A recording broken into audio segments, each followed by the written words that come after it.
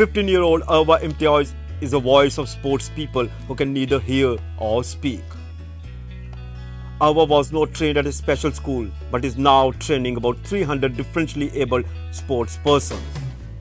Many in her family, including her mother, can't speak or hear. She says growing up in such an atmosphere, understanding their voices became natural to her. She often gives up classes to accompany J&K teams to tournaments across the country. She takes calls from worried families, liaises with organizers and officials.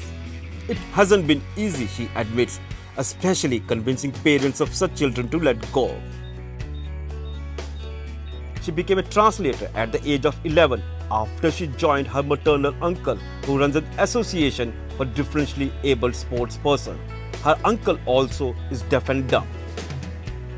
Her mother and maternal uncle were badminton players and won many medals at state and national level. They couldn't make it big. Probably there was no one around them like Arwa, who felt their pain even at her tender age.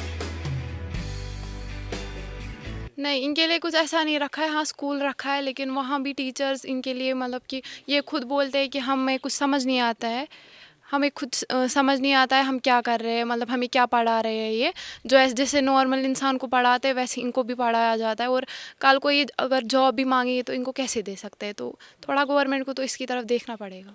Her relatives say since she has seen her parents struggling, she decided to become voice of such people.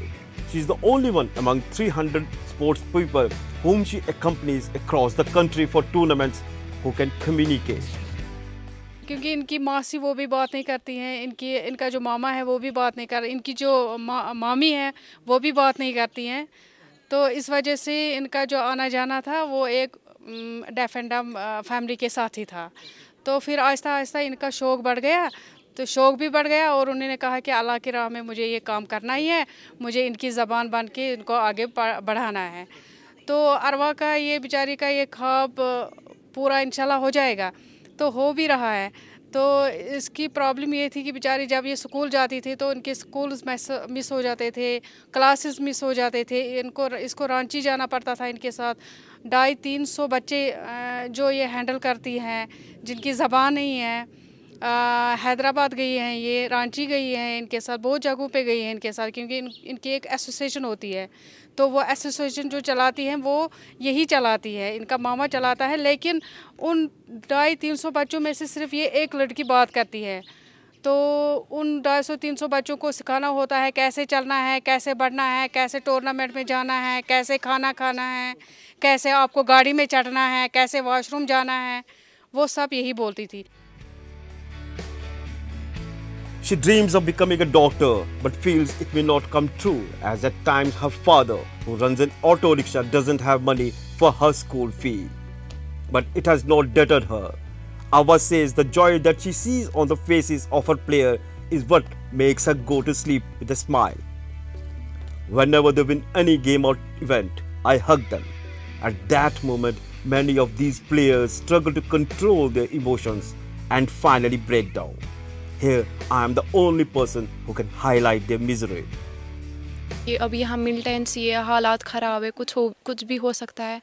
तो request है कि वो उनके घर वाले इनको छोड़े और इनको मतलब अपना टैलेंट दिखाने दे.